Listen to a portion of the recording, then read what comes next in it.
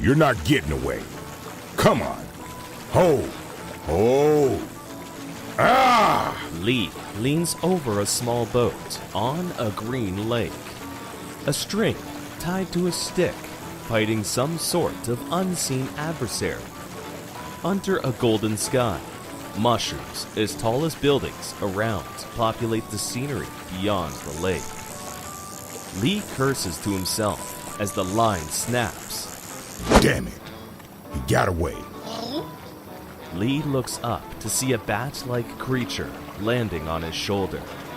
Although it has wings and prehensile limbs, its tail bobs up and down as it coos. The man pets the creature.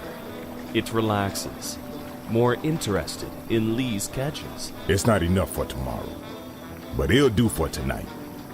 Lee rows back to shore. Wrench starts to chew on a spiny-looking fish. Just great. I'll need to make a new rod. It broke my line. But you don't care about any of that, do you, boy? That's what I thought. Nice day out, huh? Probably just jinxed myself. Once the boat hits the shore, Lee drags the boat under a mushroom and tugs at the top, lowering it over the boat, hiding it. They start hiking up the path. The fish tied together, dangling over Lee's back. Wrench skittering around him and jumping up and down. Lee leans over to a mushroom and plucks an oval brown shape and chucks it at Wrench. Wrench starts devouring it. You are one crazy guy. That stuff is disgusting. All right. I get it. Bon appetit. They wind their way down a sunlit grove of mushroom trees. A small road that seems to naturally curve up a hill. After an hour of walking, they stand at the crest of a hill. Lee looks out over the valley. Home sweet home. Ready, boy?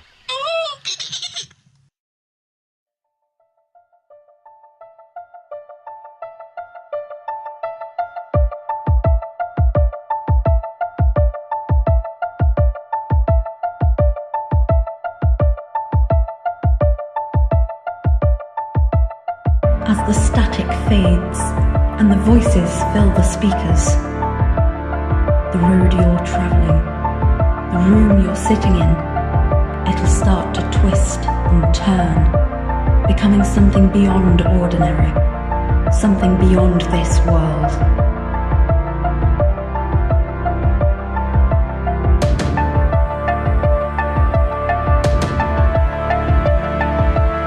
Join us as we travel beyond the stars, deep underground, or in the innermost depths of the human mind.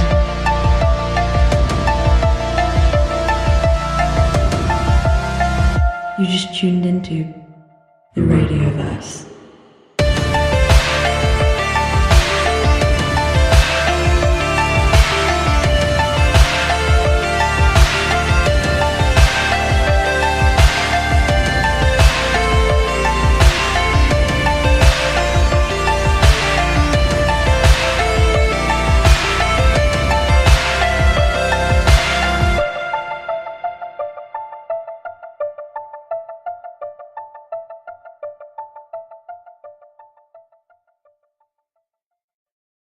A pitched tent over a steel carcass, with the logo NASA stretched across it. Lee took the view in and breathed in and out. I'm starved. Let's start dinner, bud. The sun set. The two of them sat at the edge of a fire in front of the carcass of a shuttle. Jazz fills the air with a soft, sentimental melody while Lee bites into cooked fish. A pile of bones sits by Wrench, who lays upside down, singing to the rhythm of the song. An alien who likes Glenn Miller. Who knew? Kinda strange when I pick up these transmissions. It's so out of date, but I'll take what I can get. What I really want is another radio drama. Wonder what's going on with Lamont Cranston right now. Lee relaxes, looking up at the sky, clouds starting to loom in. Lee hangs his head and starts to clean up, throwing his scraps to Wrench. Wrench greedily devours it while chittering away. The tent flap whips in the wind as the rain drops down from the orange-gray clouds with the intensity of Noah's flood. Thunder booms as lightning explodes, illuminating the mushroom forest for a second, drawing out the shadow. Wrench whines as the wail of the wind rises. Lee can see them again in the distance. Shadows waiting, slowly moving, coming down from the hills every storm. Chanting, calling. Get back, Rich. Lee closes the hatch and looks up to see the faces. They almost look human. Their song was harmonic, melodic, almost hypnotizing. Those eyes, crystalline eyes that pierced his soul, watching him, gazing at him. It's gonna be another long night. Again, they were banging on the hull, the sound echoing through the night. The loud thump, thump, thump that never grew in intensity, nor did it soften as the night progressed. Wanting to get in, wanting God knows what, Lee turned up the radio. It was all he could do to stay sane. Lee awoke again with Wrench poking his face. The warm glow of sunshine pouring in through a window.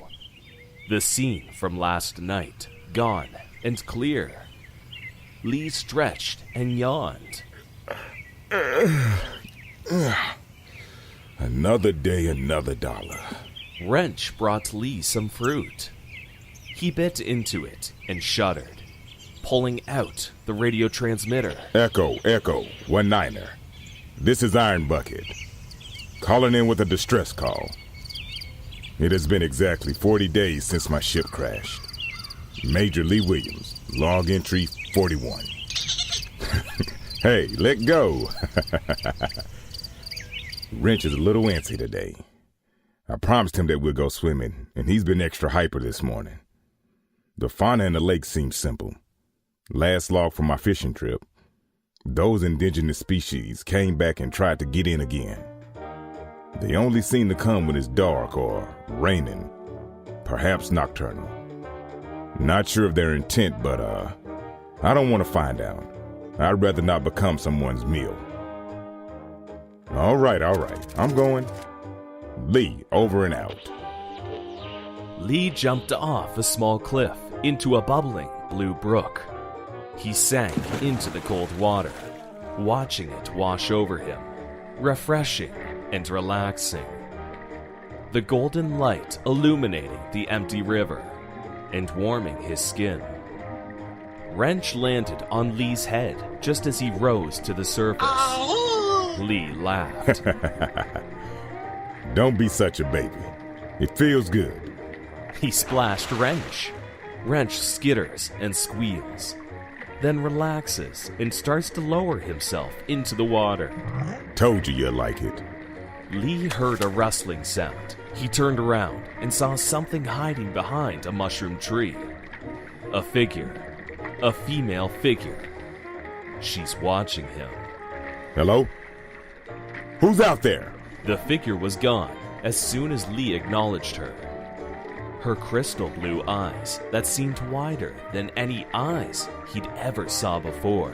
Wait! Lee swam to the side of the river, but it was too late. She was gone. The only impression that she had even existed was the broken mushroom tree, leaning over to the side slightly. Log number 42. I'm finally losing it. I saw a woman watching me. Houston, do you read me?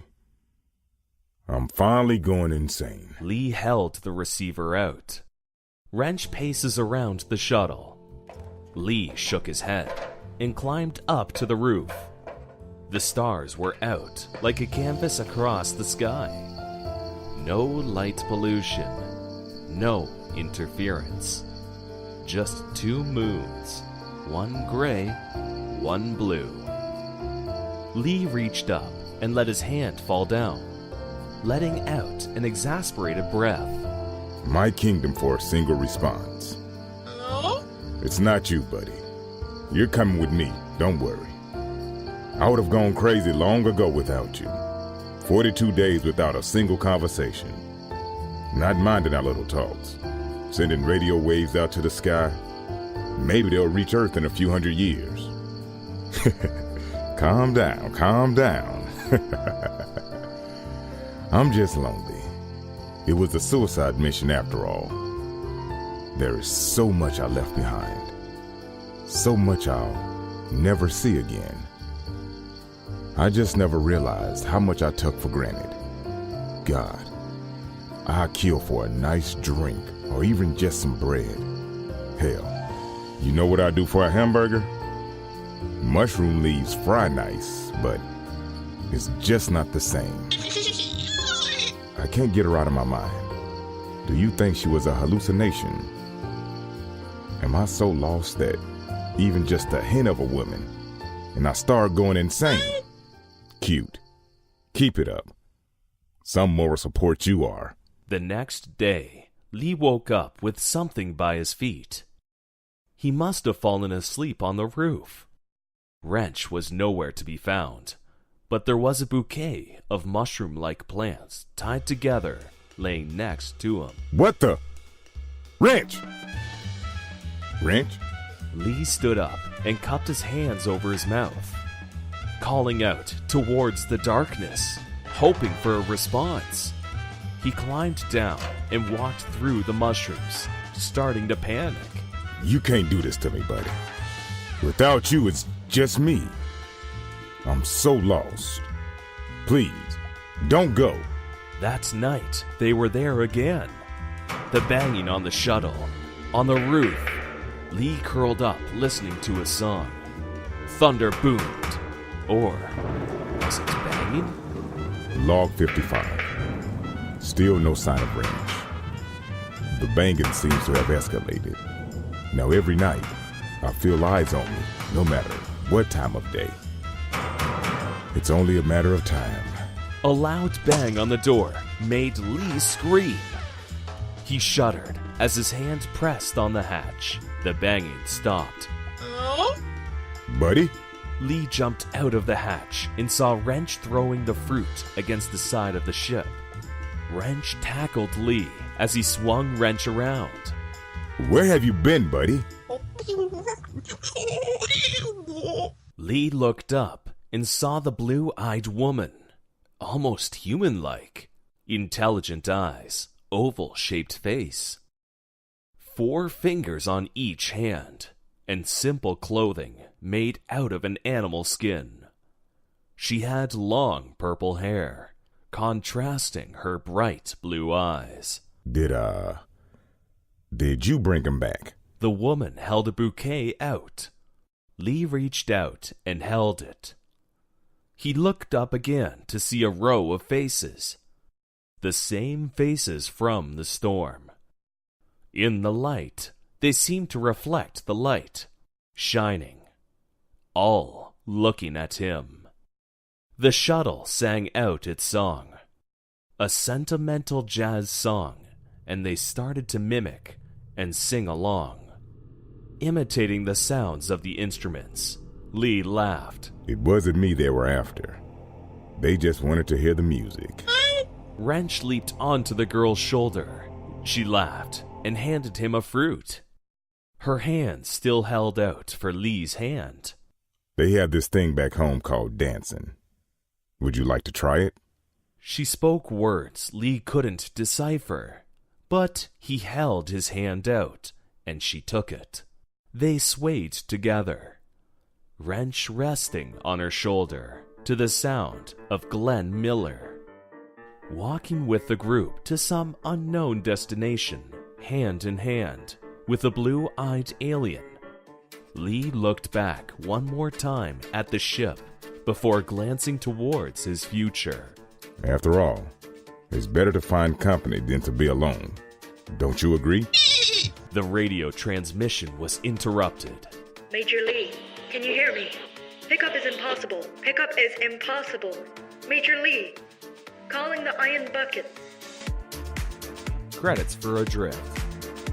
Written by and directed by Justin Morton.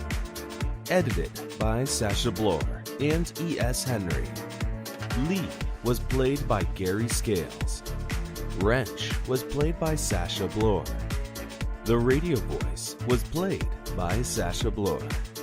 And Adrift was narrated by yours truly, Matt Raftis.